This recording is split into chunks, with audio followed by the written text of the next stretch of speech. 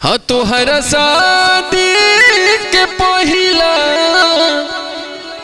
सगुन भेज दी, मेहंदी कम पहरता तो कह खून भेज दी, मेहंदी कम पड़ता तो कह खून भेज दी।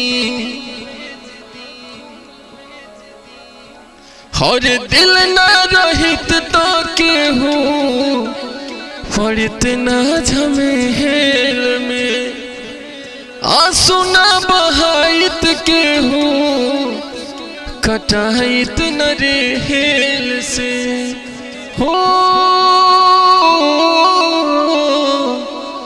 दिल न रहित तो केहू पड़ित न झमेल में, आंसू न बहाइत केहू कटाइत न रेल से।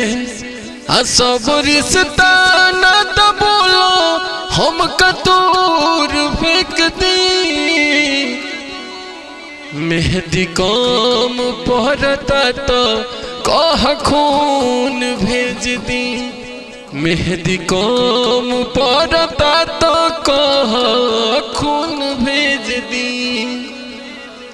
ई फरमाइश रहल हा हमारे सैया जी, मतलब कि दुर्गेश चौरसिया जी का। तो ऐसे ही अगर आप लोग को भी कोई गीत अच्छा लगा हो लगता हो तो कमेंट करिएगा, गाने का कोशिश जरूर किया जाएगा।